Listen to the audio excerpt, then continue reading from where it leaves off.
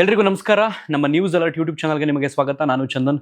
ಒಂದು ಕಡೆ RCB 18 ವರ್ಷಗಳ ನಂತರ ಕಪ್ ಗೆದ್ಕೊಂಡು ಬಂದಂಥ ಸಂಭ್ರಮ ಆದರೆ ಆ ಸಂಭ್ರಮವನ್ನು ಸಡಗರದಿಂದ ಆಚರಿಸಬೇಕು, ಖುಷಿಯನ್ನು ಸೆಲೆಬ್ರೇಟ್ ಮಾಡಬೇಕು ಅಂತ ಹೋದಂಥ ಎಷ್ಟೋ ಅಭಿಮಾನಿಗಳ ಮನೆಗೆ ಇವತ್ತು ದುರಂತದ ದಿನ, ಕರಾಳ ದಿನ ಆಗಿದೆ.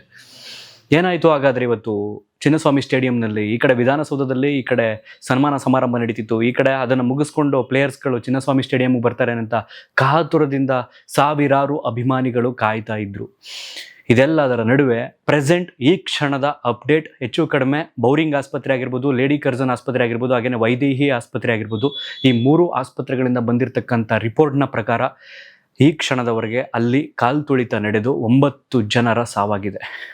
ಸಾವಿನ ಸಂಖ್ಯೆ 15 ತನಕ ಹೋದ್ರೂ ಹೋಗಬಹುದಂತೆ. ಯಾಕೆಂದರೆ 50ಕ್ಕೂ ಹೆಚ್ಚು ಜನರು ಕಾಲ್ತುಳಿತದಲ್ಲಿ ಇಲ್ಲಿ ಸಿಲುಕಿರ್ತಕ್ಕಂಥದ್ದು. 15 ಜನರ ಪರಿಸ್ಥಿತಿ ಗಂಭೀರ ಆಗಿರ್ತಕ್ಕಂಥದ್ದು. ಈಗಾಗಲೇ 9 ಜನ ಈ ಕಾಲ್ತುಳಿತದಿಂದ ಸಾವನ್ನು ಅನುಭವಿಸಿರ್ತಕ್ಕಂಥದ್ದು. ಹೇಗಾಯಿತು ಹಾಗಾದರೆ? ಈ ಪರಿಸ್ಥಿತಿಗೆ ಹೊಣೆ ಯಾರು, ಕಾರಣ ಯಾರು? ಪ್ರತಿಯೊಬ್ಬರು ಇದಕ್ಕೆ ಕಾರಣ ಆಗ್ತೀವಿ, ಇನ್ಕ್ಲೂಡಿಂಗ್ ನಾನು ಸೇರಿ. ಯಾವತ್ತೂ ವಿಡಿಯೋ ಮಾಡದೇ ಇರೋಂಥ ನಾನು ಕ್ರಿಕೆಟ್ ಬಗ್ಗೆ ಆಗಲಿ ಯಾವುದ್ರ ಬಗ್ಗೆ ಆಗಲಿ ನೋಡಿ ಖುಷಿಪಟ್ಟು ಅದನ್ನು ಅಲ್ಲಿಗೆ ಮುಗಿಸ್ತಿದ್ದಂಥವನು 18 ವರ್ಷ ಆದಮೇಲೆ ಗೆದ್ದಾಯ್ತಲ್ಲ, ಒಂದು ಸಂಭ್ರಮ, ಒಂದು ಖುಷಿಯನ್ನು ನಾನು ಕೂಡ ಹಂಚ್ಕೋಬೇಕು ಅಂತ ಯಾವತ್ತೂ ಮಾಡದಿರ್ತಕ್ಕಂಥ ನಾನು ಒಂದು ವಿಡಿಯೋವನ್ನು ಮಾಡಿ ನಾನು ಕೂಡ ಪೋಸ್ಟ್ ಮಾಡ್ತೀನಿ. ಮಾಧ್ಯಮಗಳು ನಿನ್ನೆಯಿಂದನೂ ಕೂಡ ಕಂಪ್ಲೀಟ್ ಹೈಪನ್ನು ಕೊಟ್ಟು, ಈ ಕಡೆ RCB ಮ್ಯಾನೇಜ್ಮೆಂಟ್ ಕೂಡ ಇವತ್ತೇ ವಿಜಯ ಯಾತ್ರೆಯನ್ನು ಮಾಡ್ತೀವಿ, ಇವತ್ತೇ ಬರ್ತೀವಿ ಅಂತ ಅವರು ಕೂಡ ಪ್ಲ್ಯಾನ್ ಮಾಡ್ಕೊಂಡಿದ್ದು ಇದಕ್ಕೊಂದು ಕಾರಣ ಆಗುತ್ತೆ. ಈ ಕಡೆ ಗೌರ್ನಮೆಂಟು ಇದನ್ನು ಲಾಭಕ್ಕೆ ಬಳಸ್ಕೊಳ್ತೋ ಈ ರೀತಿಯ ನಷ್ಟಕ್ಕೆ ಬಳಸ್ಕೊಳ್ತೋ ಗೊತ್ತಿಲ್ಲ, ಏಕಾಏಕಿ ವಿಧಾನಸೌಧದಲ್ಲಿ ಸನ್ಮಾನ ಕಾರ್ಯಕ್ರಮವನ್ನು ಹಮ್ಮಿಕೊಳ್ತಾರೆ. ಇಲ್ಲ, ಇದೆಲ್ಲ ಪಕ್ಕಕ್ಕೆ ಇಟ್ಬಿಟ್ಟು ನಾವು ಚಿನ್ನಸ್ವಾಮಿ ಸ್ಟೇಡಿಯಂನಲ್ಲೇ ಕಂಪ್ಲೀಟಾಗಿ ಎಲ್ಲ ಒಟ್ಟಿಗೆ ಮುಗಿಸ್ಬಿಡೋಣ ಅಂತ ಅಂದ್ಕೊಂಡಿದ್ರೆ ಬಹುಶಃ ಇದು ತಪ್ಪಿತ್ತು, ಎಡವಟ್ಟು ಅಂತ ಅನ್ನಿಸ್ತಿದೆ. ಹಾಗಾದರೆ ಎಡವಟ್ಟಾಗಿದೆ ಹೇಗೆ? ಜನ ಸೇರಿದ ಅಲ್ಲಿ ಅಲ್ವಾ? ಚಿನ್ನಸ್ವಾಮಿ ಸ್ಟೇಡಿಯಂನಲ್ಲಿ ಹೇಗಾಯಿತು ಈ ಕಾಲ್ತುಳಿತದ ಪ್ರಕರಣ ಅಂತ ನಿಮಗೆ ಸಹಜವಾಗಿ ಕುತೂಹಲ ಇರುತ್ತೆ. ಈ ಕಡೆ ಹೆಚ್ಚು ಕಡಿಮೆ 3:30-4 ಗಂಟೆ ಆಗೋಗುತ್ತೆ. 4 ಗಂಟೆಗೆ ಆಲ್ರೆಡಿ ವಿಧಾನಸೌಧದ ಮುಂಭಾಗದಲ್ಲಿ CM, DCM, ಒಂದಷ್ಟು ಸಚಿವರು, ಅಧಿಕಾರಿಗಳು ಎಲ್ಲರೂ ಕೂಡ ಕಾಯ್ತಾ ಇರ್ತಾರೆ. ಅವರನ್ನು ಮೀರಿಸುವಂತೆ ಆ ಗೇಟ್ ಮುಂದೆ ಅಭಿಮಾನಿಗಳ ಪಡೆ ಕಾಯ್ತಾ ಇರುತ್ತೆ. RCB ಪ್ಲೇಯರ್ಸ್ಗೆ ಹೈಕೋರ್ಟ್ ಮೇಲೆಲ್ಲ ಹತ್ಕೊಂಡು ಹುಚ್ಚುಚ್ಚಾಗಿ ಆ ಮರಗಳ ಮೇಲೆಲ್ಲ ಹತ್ಕೊಂಡು ಅಪ್ಪಿತಪ್ಪಿ ಬಿದ್ದು ನಿಮ್ಮ ಪ್ರಾಣಕ್ಕೆ ಯಾರು ಬರ್ತಾರೆ? ಪ್ಲೇಯರ್ಸ್ ಬರ್ತಾರಾ? ಈ ಗೌರ್ಮೆಂಟ್ ಬರ್ತಾರಾ? ಯಾರು ಬರಲ್ಲ ಕೊಂಡ್ರು ನಿಮ್ಗಳಿಗೆ. ಹುಚ್ಚುಚ್ಚು ವರ್ತನೆಗಳು.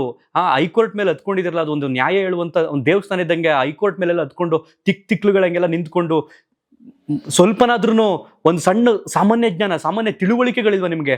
ಓಕೆ, ಈ ನಡೀತಿರ್ತಕ್ಕಂಥ ಸಂದರ್ಭದಲ್ಲಿ ಪ್ಲೇಯರ್ಸ್ ಬಸ್ಸಲ್ಲಿ ಡೈರೆಕ್ಟ್ ವಿಧಾನಸೌಧದ ಒಳಗಡೆ ಬರ್ತಾರೆ 4:15 ಸಮಥಿಂಗಿಂಗೆ.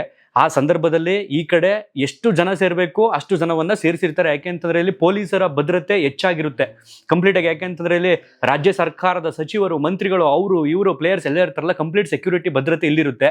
ಚಿನ್ನಸ್ವಾಮಿ ಸ್ಟೇಡಿಯಂನಲ್ಲಿ ಇಲ್ಲಿರ್ತಕ್ಕಂಥ ಭದ್ರತೆ ಒಂದು 10% 15% ಇರುತ್ತೆ. ಇಲ್ಲಿಗಿಂತ ಕ್ರೌಡು ಅಲ್ಲಿ ಹೆಚ್ಚು ಕಡಿಮೆ ಇಲ್ಲೊಂದು 2-3 ಸಾವಿರ 3-4 ಸಾವಿರ ಜನ ಸಮಥಿಂಗ್ ಒಂದು 10,000 ಒಳಗಡೆ ಇದ್ರು ಅಂತಂದ್ರೆ, ಅಲ್ಲಿ ಚಿನ್ನಸ್ವಾಮಿ ಸ್ಟೇಡಿಯಂನ ತುಂಬಿ ಇನ್ನೂ ಆಚೆ ಹಾಕುವಷ್ಟು ಜನ ಅಲ್ಲಿದ್ದಾರೆ. ಅಂದ್ರೆ ಎಕ್ಸಾಂಪಲ್, ಇವಾಗ ಚಿನ್ನಸ್ವಾಮಿ ಸ್ಟೇಡಿಯಂ ಕೆಪಾಸಿಟಿ ಅಂತ ಬಂದ್ರೆ ಮ್ಯಾಕ್ಸಿಮಮ್ ಒಂದು 40,000 ಸೀಟ್ ಕುತ್ಕೋಬಹುದು, ಅಲ್ಲಿ ಅದ್ರೊಳಗಡೆ ಹೋಗ್ಬೋದು. 60,000ಕ್ಕೂ ಹೆಚ್ಚು ಜನ ಚಿನ್ನಸ್ವಾಮಿ ಸ್ಟೇಡಿಯಂ ಮುಂದೆ ಆ ಗೇಟ್ ನಂಬರ್ 6 ಏನಿದೆ, 6ರಲ್ಲಿ ತಳ್ಳಾಟ ನೂಕಾಟ. ಹೇಗಾಯ್ತು ಹಾಗಾದ್ರೆ ತಳ್ಳಾಟ ನೂಕಾಟ? ಎಷ್ಟೋ ಜನ ಟಿಕೆಟ್ ಇರುತ್ತೆ ಅಂತ ಅನ್ಕೊಂಡು ಹೋಗಿದ್ದಾರೆ. ಮ್ಯಾನೇಜ್ಮೆಂಟ್ 3 ಗಂಟೆಗೆ ಟಿಕೆಟ್ ಅನೌನ್ಸ್ ಮಾಡಿದೆ. ಎಷ್ಟೋ ಜನ ಹೋಗಿ ನಿಂತಿರೋರು ಫ್ರೀ ಇರಬೇಕು ಇವತ್ತು ಅಂತ ಅನ್ಕೊಂಡು ಮುಂದಕ್ಕೆ ನಿಂತಿದ್ದಾರೆ. ಅವ್ರಿಗೆ ಹಿಂದಕ್ಕೆ ಬರಕ್ಕೆ ಆಸಕ್ತಿ ಇಲ್ಲ. ಫ್ರೀ ಅನ್ಕೊಂಡು ಹೋದವರಿಗೆ ವಾಪಸ್ ಹೋಗಿದ್ರೆ ಕರೆಕ್ಟಾಗಿ ಎಲ್ಲ ಕ್ಲಿಯರ್ ಆಗ್ತಿತ್ತು. ನಾವು ಟಿಕೆಟ್ ತಗೊಂಡು ಹೋಗಿದ್ದೀರಾ, ಅನೌನ್ಸ್ಮೆಂಟ್ ಮಾಡಿದ್ರೆ ಫ್ರೀ ಅಂತ ಎಲ್ಲ ಮಾಧ್ಯಮಗಳಲ್ಲೂ ಕೂಡ ಸುದ್ದಿ ಹಾಕರು. ಸೊ ಮಾಧ್ಯಮಗಳು ಕೂಡ ಇದಕ್ಕೆ ನೇರ ಕಾರಣ ಆಗ್ತಾರೆ. ಅದಾದ ನಂತರ ಏನಾಗುತ್ತೆ, ಲಘು ಲಾಠಿ ಪ್ರಹಾರವನ್ನು ಮಾಡೋದಕ್ಕೆ ಪ್ರಯತ್ನ ಪಡ್ತಾರೆ. ಸೊ ಆ ಗೇಟ್ ನಂಬರ್ 6ರಲ್ಲಿ ಒಂದಷ್ಟು ವಿಜುವಲ್ಸ್ಗಳನ್ನ ನಿಮಗೆ ಪ್ಲೇ ಮಾಡ್ತಾ ಇದ್ದೀನಿ, ನೋಡ್ಬೋದು. ಒಂದಷ್ಟು ವಿಜುವಲ್ಸ್ಗಳನ್ನ ಪ್ಲೇ ಮಾಡೋಕ್ಕಾಗದಿರೋ ಥರ ಇದ್ದಾವೆ. ಒಬ್ರ ಮೇಲೊಬ್ರು ಹತ್ತು ಮನುಷ್ಯತ್ವ ಅಲ್ಲಲ್ಲಿ ಆ ಕ್ಷಣದಲ್ಲಿ ಪಾರಾಗಬೇಕು ಅಂತ ಅನ್ಸುತ್ತೆ. ಕ್ರೇಜು, ಸ್ಟಾರ್ಸು ಯಾರು ಲೆಕ್ಕಕ್ಕೆ ಬರಲ್ಲ ಆ ಸಂದರ್ಭದಲ್ಲಿ ಪ್ರಾಣ ಉಳಿದ್ರೆ ಸಾಕು. ಒಂದೇ ಸಲ ಕಂಡ್ರೆ ಪ್ರಾಣ. ತಾಯಿ ಗರ್ಭದಲ್ಲಿ 9 ತಿಂಗಳು ಕಷ್ಟಪಟ್ಟು ನಿಮ್ಮನ್ನ ಮಗುಗೆ ಏನಾರು ಆಗ್ಬಿಡುತ್ತೇನೋ, ಅಯ್ಯೋ ನನ್ಗೆ ಮೆಟ್ಲತ್ತುರಂಗೆ ಆಗುತ್ತೇನೋ, ಅಯ್ಯೋ ಕೆಳಗೆ ಕಿಡಿದ್ರಂಗೆ ಆಗುತ್ತೇನೆ ಅಂತ ಅನ್ಕೊಳ್ತಾರೆ. ನೀವು ಇವತ್ತು ಹತ್ತಿ ಕುಣಿದಾಡ್ತಿರೋ ನೋಡ್ರೆ ನಿಮ್ಮ ತಂದೆ ತಾಯಿ ಅದೆಷ್ಟು ನೋವು ಪಡ್ತಾರೋ ಗೊತ್ತಿಲ್ಲ. ನಿಮಗಿಂತ ಹೆಚ್ಚಾಗಿ ಅಭಿಮಾನ ಐತೆ. ಮನೇಲಿ ಕುತ್ಕೊಂಡು ಟಿವಿಲಿ ಆರಾಮಾಗಿ ನೋಡ್ತಾ ಇದೀವಿ. ಯಾಕೆಂದ್ರೆ ಅಲ್ಲಿ ಪರಿಸ್ಥಿತಿ ಹಿಂಗೆ ಆಗುತ್ತೆ ಅಂತ ಗೊತ್ತು. ಇಷ್ಟು ಜನ ಬೆಳಗ್ಗೆನೆ ಒಂದು ವಿಡಿಯೋದಲ್ಲಿ ಹೇಳಿದೆ, ಹುಚ್ಚಭಿಮಾನ ಬೇಡ, ಜೊತೆಗೆ ರಾಜ್ಯ ಸರ್ಕಾರ ಆ ವಿಜಯ ಯಾತ್ರೆಯನ್ನು ಕ್ಯಾನ್ಸಲ್ ಮಾಡೋದು ಒಳ್ಳೇದಾಯ್ತು. ಯಾಕೆಂತಂದ್ರೆ ಈ ರೀತಿ ಪರಿಸ್ಥಿತಿ ಆಗಬಹುದು, ಯಾರಾದ್ರೂ ಅನಾಹುತ ಬೇಕು ಅಂತಾನೆ ಮಾಡ್ಬೋದು. ಸೊ ಹೇಗೋ ಸ್ಟೇಡಿಯಂನಲ್ಲಿ ಹೋದಷ್ಟು ಜನ ಸೆಲೆಬ್ರೇಟ್ ಮಾಡ್ಕೊಂಡು ಬರ್ಲಿ ಅಂತ ಅನ್ಕೊಂಡ್ರೆ, ಅಗತ್ಯವಿಲ್ಲದಷ್ಟು ಜನ ಹೋಗಿ ಈ ಅನಾಹುತಕ್ಕೆ ಕಾರಣ ಆಯಿತು. ಅದರಲ್ಲೂ ಕೆಲವರು ಹೆಣ್ಮಕ್ಳುಗಳಿಗೆ, ನಿಮಗೆ ಒಂದು ಸ್ವಲ್ಪನಾದ್ರು ಬುದ್ಧಿ ಐತ್ರನಮ್ಮ, ನಿಮ್ಗಳಿಗೆ ಏನಾರ ಅಭಿಮಾನ ಸರಿ, ಆ ಚಿಕ್ಕ ಪುಟಾಣಿ ಮಕ್ಳುಗಳೆಲ್ಲ ಕರ್ಕೊಂಡ್ ಬರ್ತಿರಲ್ಲಮ್ಮ, ಮಾನವ ಮರ್ಯಾದಿಲ್ವೇನ್ರಮ್ಮ ನಿಮ್ಗಳಿಗೆ? ಹುಡುಗರೇನೋ ಬುದ್ಧಿ ಎಷ್ಟು ಹೇಳಿದ್ರು ಬುದ್ಧಿ ಕಲಿಯಲ್ಲ ಒಂಥರ. ನಿಮ್ ಲೇಡೀಸ್ಗಳಿಗೆ ಏನಾಗೈತೆ? ನಿಮ್ಗೆ ಸಾಮಾನ್ಯ ಜ್ಞಾನ ಬೇಡವಾ? ನೀವು ಬಂದು ಸಾರಿ ಹೋಗ್ಲಿ, ಆ ಮಕ್ಳುಗಳನ್ನ ಕರ್ಕೊಬಂದು ಆ ಚಿಕ್ಕ ಮಗು ಯಾವ್ದೋ ಡಿಂಪಲ್ ಅನ್ನೋದೊಂದು 9 ವರ್ಷದ ಮಗು ತಿರೋಯ್ತಂತೆ. ಕೇಳ್ತಿದ್ರೆ ನೋಡ್ತಾ ಇದ್ರೆ ಕೆಲವೊಂದು ದೃಶ್ಯಗಳನ್ನ ನಿಜಕ್ಕೂ ಒಂಥರ ಆಘಾತ ಆಗ್ತಾ ಇದೆ. ಎಂತ ದಿನವಪ್ಪ ಇವತ್ತು, ಈ ಅಂತಾರಾಷ್ಟ್ರೀಯ ಮಟ್ಟದಲ್ಲಿ ಇವತ್ತು ಕರ್ನಾಟಕದ ಹೆಸರು ಹಾಳಾಗುತ್ತೆ, RCB ಗೆದ್ಕೊಂಡು ಬಂದಿರತಕ್ಕಂಥ ಹೆಸರು ಹಾಳಾಗುತ್ತೆ ಇಲ್ಲಿ. ಯಾಕಂತಂದ್ರೆ ಈ ಒಂದು ಕಾರಣದಿಂದನೇ ತಾನೇ ಇಂಥ ಘಟನೆ ನಡೆದಿದ್ದು ಅನ್ನೋಂಥದ್ದು ಎಲ್ಲ ಬೆರಳು ಮಾಡಿ ತೋರಿಸ್ತಾರೆ. ವಿರೋಧಿಗಳಿಗೆಲ್ಲ ಒಂಥರ ಸೆಲೆಬ್ರೇಟ್ ಆಗುತ್ತೆ ಇವತ್ತು. ನಿಜಕ್ಕೂ ಒಂಥರ ಆಘಾತ ಆಗ್ತಿದೆ ಮಾತಾಡೋದಕ್ಕೆ.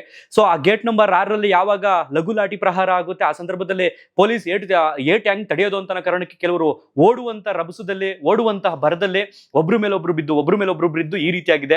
ಎಷ್ಟೋ ಜನ ಅವ್ರ ಮಕ್ಳುಗಳನ್ನ ಹೆಗ್ಲ ಮೇಲೆ ಕಟ್ಕೊಂಡು ಓಡುವಂತ ದೃಶ್ಯಗಳನ್ನ ನೋಡ್ತಾರೆ. ನಿಜಕ್ಕೂ ಆಘಾತ ಆಗ್ತಿದೆ. ಯಾಕೆ ಬೇಕಿತ್ತು ಈ ಪರಿಸ್ಥಿತಿ ನಮ್ಮ ಜನಗಳಿಗೆ ಅಂತ ಅನಿಸ್ತಿದೆ. ಮನೆಯಲ್ಲಿ ಕುತ್ಕೊಂಡು ಆರಾಮಾಗಿ ನೋಡ್ಬೋದು.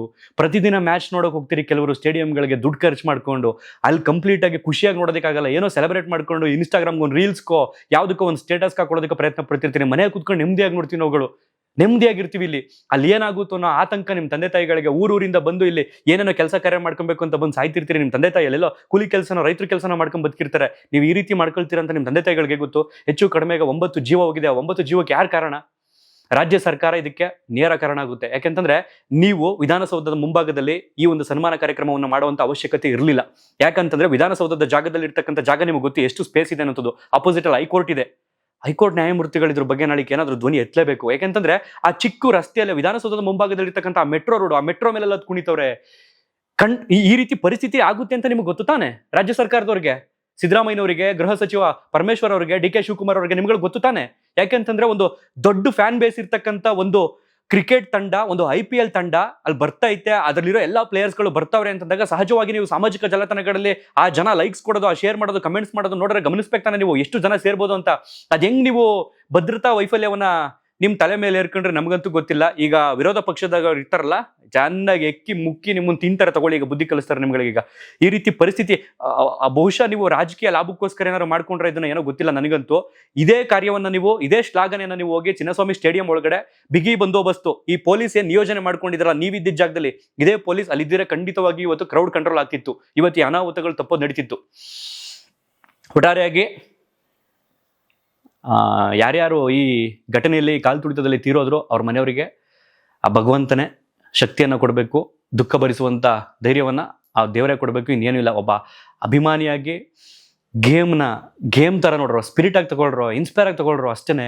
ಹುಚ್ಚು ಅಭಿಮಾನ ಬೇಡ ಕಂಡ್ರೋ. ಕೆಲವರು ರೀಲ್ಸ್ ಅಲ್ಲಿ ನೋಡ್ತಾ ಇರ್ತೀನಿ, ಏನೇನೋ ಮಾಡ್ಬಿಡ್ತೀನಿ ನಾನು, ಏನೋ ಅಂಡರ್ ದ ಬೆಲ್ಟ್ ಅದೇನೋ ಬೋಳಿಸ್ಕೊತೀನಿ ಅಂತ ಒಬ್ಬ ಮಾಡ್ತಾನೆ.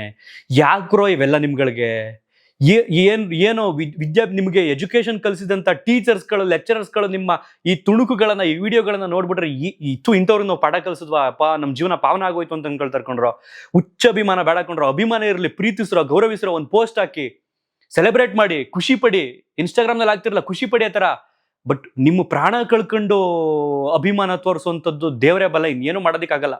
ಯಾರೂ ಬರಲ್ಲ. ಇವತ್ತೇನಾರ ನಿಮ್ಮ ಪ್ರತಿ 9 ಜನರ ಮನೆಗೆ ಏನಾರ IPL ಆಟಗಾರರು ಬಂದು ಹೋಗ್ತಾರೆ ಇವತ್ತು ಸಂತಾಪ ಸೂಚಿಸೋದಿಕ್ಕೆ, ಯಾರೂ ಬರೋದಿಲ್ಲ. ಒಟ್ಟಾರೆಯಾಗಿ 9 ಸಾವಿನ ಸಂಖ್ಯೆ ಇದೆ. ದಯವಿಟ್ಟು ಅದು ಭಗವಂತನಿಂದ ಇಲ್ಲಿಗೆ ನಿಂತ್ರೆ ಸಾಕು, 9ಕ್ಕೇನೆದು, ಅದ್ರ ಮೇಲೆ ಏರೋದು ಬೇಡ ಅಂತ ಕೇಳ್ಕೊಳ್ತಾ ಇದೀನಿ. ಈ ಕಡೆ ಶಿವಾಜಿನಗರದ ಬೌರಿಂಗ್ ಆಸ್ಪತ್ರೆ ಆಗಿರ್ಬೋದು, ಲೇಡಿ ಕರ್ಜನ್ ಆಸ್ಪತ್ರೆ ಆಗಿರ್ಬೋದು, ವೈದೇಹಿ ಮಲ್ಟಿ ಸೂಪರ್ ಸ್ಪೆಷಾಲಿಟಿ ಆಸ್ಪತ್ರೆ ಆಗಿರ್ಬೋದು, ಅಲ್ಲಿ ತಗೊಂಡಿದ್ದಾರೆ. ವೈದೇಹಿ ಆಸ್ಪತ್ರೆಯಲ್ಲಿ ಏನಿಲ್ಲ ಅಂದ್ರೆ 4 ಜನ ಸಾವಾಗಿದೆ ಅಂತ. ಏನೇ ಆಂಬುಲೆನ್ಸ್ಗಳು ಸೌಂಡ್ ಮಾಡ್ಕೊಂಡು ಹೋಗ್ತಾ ಇರೋದು ನೋಡಿದ್ರೆ ಒಂಥರ ತಳಮಳ ಆಗುತ್ತೆ. ಬಿಕಾಸ್ ಮನಸ್ಸಿಂದ ಹೇಳ್ಬೇಕು ಅಂತಂದ್ರೆ ಅಲ್ಲಿರೋರೆಲ್ಲ ನಮ್ಮವರೇ, ಕನ್ನಡಿಗರು. ಅದರಲ್ಲೂ ನಾವಿಷ್ಟಪಡುವಂಥ ತಂಡವನ್ನ ಪ್ರೀತಿಸಂಥವ್ರು, ನಾವಿಷ್ಟಪಡೋ ತಂಡವನ್ನ ಮೆರೆಸಿದಂಥವ್ರು ಅಲ್ಲಿ ಹೋಗಿ 9 ಜನ ಸತ್ತವ್ರೆ ಅಂತ ನಿಜಕ್ಕೂ ಹೊಟ್ಟೆ ಉರಿತೈತೆ. ಪ್ರತ್ಯಕ್ಷವಾಗೋ ಅಥವಾ ಪರೋಕ್ಷವಾಗೋ ನಾನು ಕೂಡ ಇದು ಕಾರಣ ಆಗಿದ್ದೀನಿ. ಬಿಕಾಸ್ ಆಫ್ ಬೆಳಗ್ಗೆ ಮಾಡಿದಂಥ ಒಂದು ವಿಡಿಯೋ, ಸೆಲೆಬ್ರೇಟ್ ಮಾಡ್ಕೊಂಡು ಖುಷಿಯನ್ನು ವ್ಯಕ್ತಪಡಿಸಿದಂಥ ವಿಡಿಯೋ, ಅದು ಕೂಡ ಎಷ್ಟೋ ಜನರಿಗೆ ಅಲ್ಲಿಗೆ ಹೋಗಿ ನೋಡಬೇಕು ಅನ್ನುವಂಥದ್ದನ್ನು ಮನಸ್ಸು ಬರೆಸ್ತೇನೋ ಗೊತ್ತಿಲ್ಲ. 100% ಇದಕ್ಕೆ ನೇರವಾಗಿ ಮಾಧ್ಯಮಗಳು, ರಾಜ್ಯ ಸರ್ಕಾರ, RCB ಮ್ಯಾನೇಜ್ಮೆಂಟ್ ಕೂಡ ಕಾರಣ ಆಗುತ್ತೆ. ನೀಟಾಗಿ ಒಂದು ಪ್ಲಾನ್ ಮಾಡ್ಕೊಂಡು, ಬ್ಲೂ ಪ್ರಿಂಟ್ ಹಾಕೊಂಡು ಇಂಥ ದಿನ ಹೋಗಬೇಕು, ಹಿಂಗೆ ಕ್ರೌಡ್ ಕಂಟ್ರೋಲ್ ಮಾಡ್ಕೊಂಡು ಹೋಗಬೇಕು ಅನ್ನೋಂಥ ಒಂದು ನಿಟ್ಟಿನಲ್ಲಿ ಮಾಡಿದಿದ್ರೆ ಬಹುಶಃ ಇದು ಯಾವ ಅನಾಹುತ ನಡೀತಿರಲಿಲ್ಲ ಅಂತ ಅನ್ಸುತ್ತೆ. ಏಕಾಏಕಿ ತೆಗೆದುಕೊಂಡಂಥ ನಿರ್ಧಾರಗಳೇ ಇದಕ್ಕೆಲ್ಲ ಕಾರಣ ಆಗಿದೆ. ಮತ್ತೊಂದು ವಿಡಿಯೋದಲ್ಲಿ ಸಿಗ್ತೀನಿ. ಏನಾಯಿತು ಅನ್ನೋಂಥದ್ದನ್ನು ಮುಂದಿನ ಅಪ್ಡೇಟನ್ನು ಸದ್ಯದಲ್ಲೇ ತಿಳಿಸ್ತೀನಿ. ಧನ್ಯವಾದ. Thank you.